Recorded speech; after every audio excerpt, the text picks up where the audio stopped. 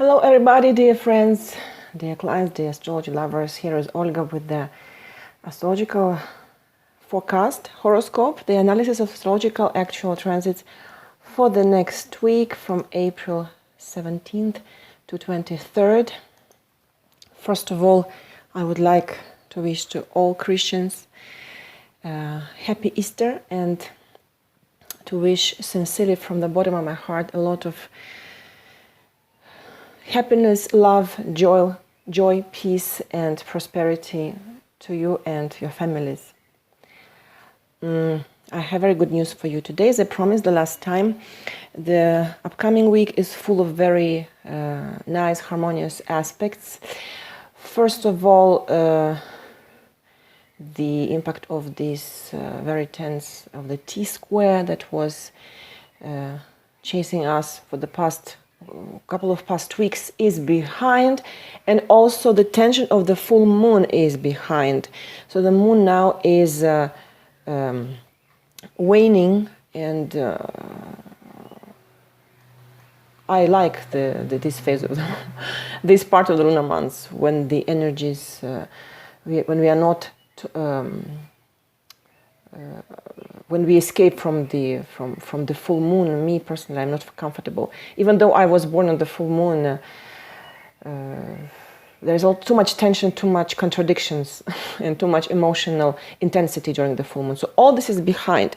But let's describe the exact, accurate aspects of the upcoming week.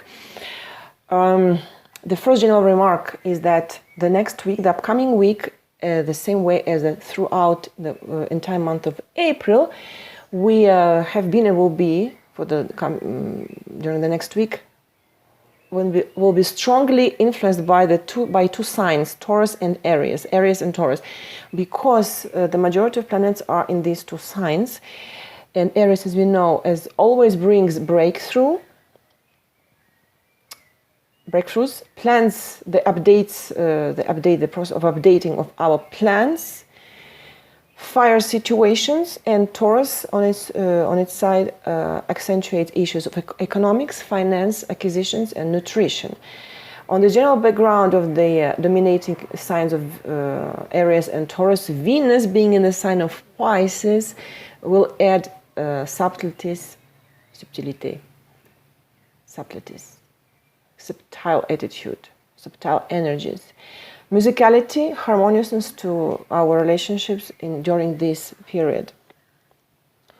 The last time I mentioned two very harmonious aspects that will be exact on Monday, the 17th. I will repeat them. I will comment on these aspects once again. I anticipated them the last time because they will be in the orb between April 13th and 22nd. So the next, the Monday 17th, April 17th, Venus, which is already direct, will be in sextile, 60 degrees, with Mars. And these aspects, the energies of this aspect stimulate romanticism, activate mutual understanding in love and intimate relationships, in business partnerships, understanding in business partnerships. And this aspect, of course, partially softens and compensates the impact of this upcoming with a very close aspect, the square Venus-Saturn, right, 90 degrees, on the 21st of April. During this sextile Venus-Mars, some financial ideas or proposals may come up, and they are worth to be considered, but it's better to make final decisions during the direct phase of Mercury after May 3rd. In terms of love, relationships, this aspect can push us towards making new acquaintances and friendships, towards flirting and towards finding a romantic hero, and of course preferably reliable. But in any case, if we meet somebody interesting these days during this aspect, then we have a real chance to start a fresh, interesting, fresh relationship. The same day, April 17th, on Monday, the Sun will be in trine with Saturn. And since Saturn symbolizes older people and people who are higher than us in the hierarchy, So the Saturn symbolizes power and official institutions and government. During this transit, we will have the understanding of what is important and what is secondary and what can be left on the periphery of our attention.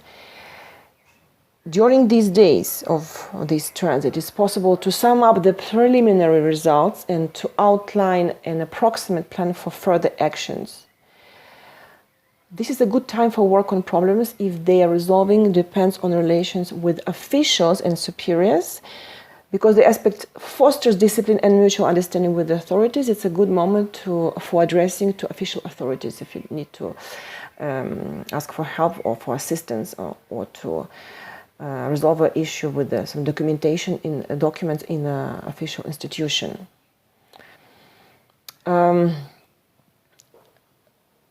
Tuesday, Wednesday, April 8th and 19th. The waning moon will be on the 18th in Capricorn and in Aquarius on the 19th. And during these days, the moon will form conjunction with the Pluto, very heavy aspect, being in Capricorn in conjunction with Pluto. Square to Jupiter, square to Uranus, to the Sun and Mercury, of course, because these three are very close, almost in stellium.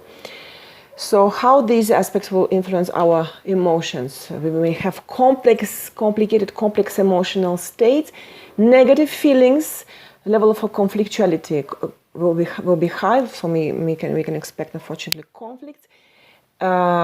We may feel also thirst for satisfying our desires by force, so we have to pay attention to control our emotional manifestations. April 19th, the Sun transits, there's an ingression of the Sun to Taurus, the Sun of Taurus. Happy birthday to all Tauruses. And the next day, on the 20th, the Sun will be in conjunction with the Mercury, which is retrograde.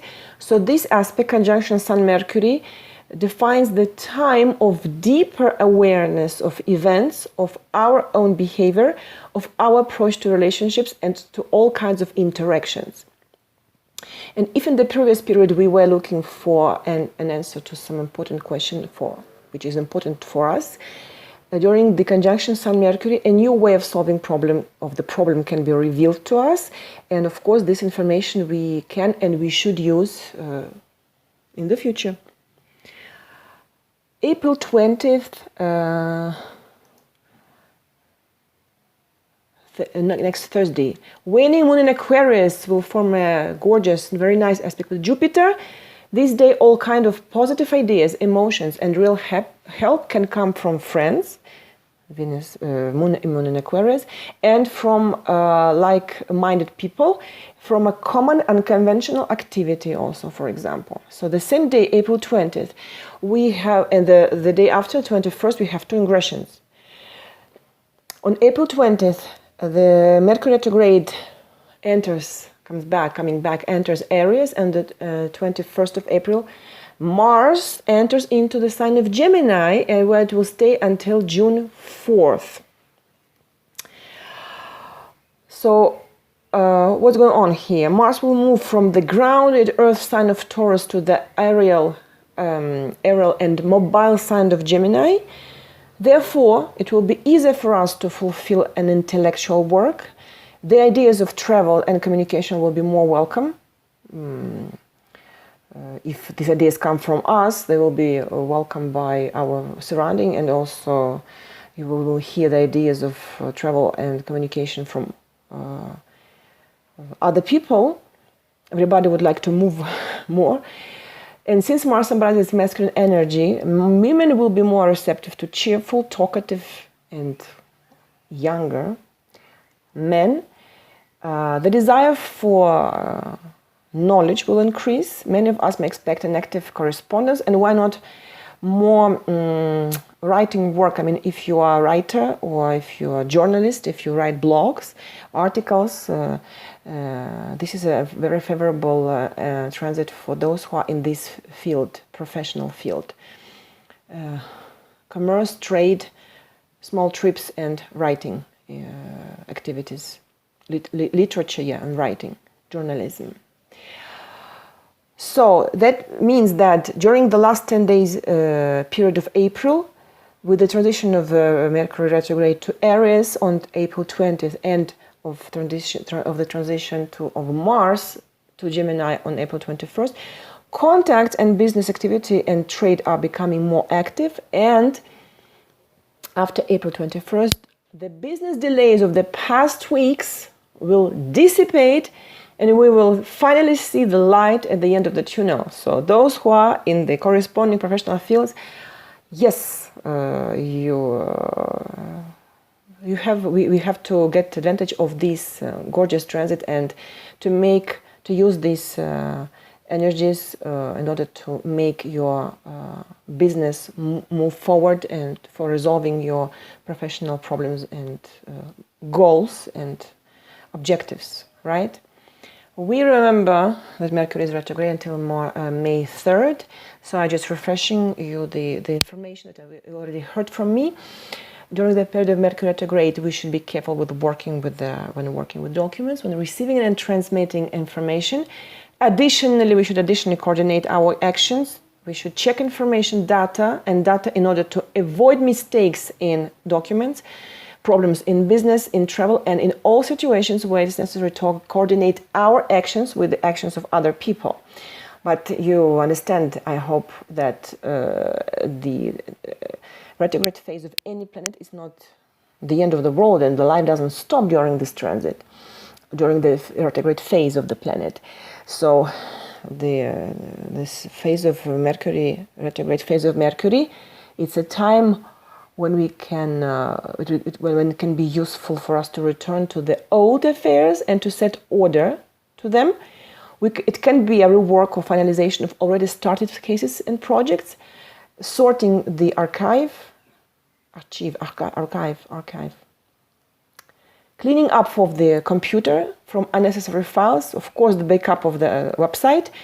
We can also talk here about the repeated steps in projects where we did not get results from the first attempt in the past. On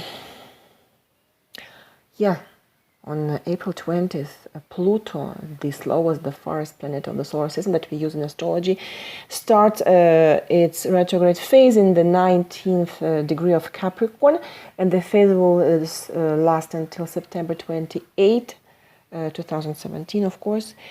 In terms of our personal life, I mean, how this aspect can influence, can impact our own personal situation and us on a personal level. During Pluto retrograde, the best choice for us in how to occupy ourselves in our free time, for example, is to delve into ourselves. We need to get aware of what surrounds us and of what is inside of us, and then to get rid of the rubbish that we have accumulated, where it's in what is inside of us and what surrounds us. Okay, and the time of Pluto retrograde is a great period for achieving understanding of who we are, and for following this path faithfully in the future. Okay, and that's why many of us can experience emptiness in their souls, in our souls. The transit can cause quite strong discomfort, but here not everybody will be depressed during for the couple of next months. We have to check our personal transits. If our personal astrological situation confirms some emotional difficult moments, for example, in progressions, right? Progressive aspects of the progressive moon. And of course, on a higher scale, on a larger scale, the planet is capable of making changes in the system of a state. And here we talk about the changes on the scale of the whole country or continent, or even the entire world, right? The most difficult aspect of the week, and the last critical point of the week, and maybe I think of the months, is the square, the second square of Venus with the Saturn on the 21st of April, so 90 degrees Venus-Saturn. I remind you that Venus formed already the square Saturn in the beginning of the month when it was retrograde, Venus. Now, since in the direct phase, it repeats the square with Saturn, and the depressive impact of this aspect and the problems associated with it, delays and blockages in love and finances, will gradually lose their acuity if we adopt the right behavior, the right strategy of behavior, which should be a humble attitude, the acceptance of the situation. If we see that there is an obstacle, we should not just force, we have to be patient and humble and to accept the things as they are, because anyway it will not last long, for a long period of time. The acceptance of the situation and understanding of how to solve the problem and to exit from difficulties. So patience and resistance to this negative environment, negative context, and if we succeed in the right application of the right strategy of behavior, after the 21st of April, when the square Venus-Saturn will be behind us, the problems of the first half of April in relationships and in finances will reach a new level of understanding for us. Any negative aspect has its positive side, I will say not positive, constructive side, because negative aspects in transits in our, and general actual aspects in our, and especially our personal transits, they always force us to work on something in ourselves. It's always constructive. The outcome is always constructive. The end of the week, April 21st, Friday, Moon will be in Pisces. It will be in Pisces during the whole weekend. Moon in Pisces, the waning Moon of Pisces, will form square to Mars, but at the same time sextile with the Sun, Mercury, Saturn, and Uranus. And this day, there are chances for us to successfully realize our unusual desires, to achieve emotional satisfaction. And on Saturday, April 22nd, the Moon in Pisces will be in conjunction with the Neptune, which is the ruler of Pisces. So it means that the theme of Pisces is accentuated, or even doubled, right? So this day, intuition, dreamness, ability to sympathize will be intensified, but we should try not to allow others to play on these strings in order to harm you, which could harm us eventually. And to finally, the last aspect on the April 23rd, next Sunday, Moon in Pisces, of course, will be in conjunction with the Venus, which has been 2 days ago in square to Saturn. So this conjunction Moon-Venus will take place on the background of the what we call disintegrating or deforming square Venus-Saturn. Like it's the exact aspect is behind, but still Moon, thanks to its conjunction with Venus, will activize. Accentuate once again, like the echo of square Venus-Saturn. And in addition to that, we are on the eve of the new moon, and during the last quarter of the lunar month, we all feel the decline of energy, right? We can feel weak and sad and even depressed, sort of like almost miserable. And this day, Sunday, if we are single, we may unfortunately feel loneliness, more solitude, loneliness, because the soul will ask for love, for romance and warm feelings. But unfortunately, even in a couple, if you're in a couple, we risk to expect a distant and rigid attitude from the partner, and this may provoke the dissatisfaction, and this aspect will not allow us to feel loved and cherished enough. But once again, the transit of the moon are very fast, so the impact doesn't last for days, like for a couple of hours, so we have to accept them if these aspects are negative, difficult, and just to control our emotional state, because the moon is just the emotions. We have to control our emotional manifestations. In general, the week is very positive, very light, very constructive. That's why we cannot expect the ideal situation in terms of configurations of aspects. It's never ideal.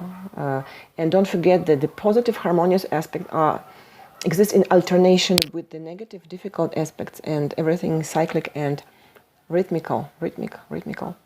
So if today something is difficult, tomorrow it will be easier. I wish you an excellent week.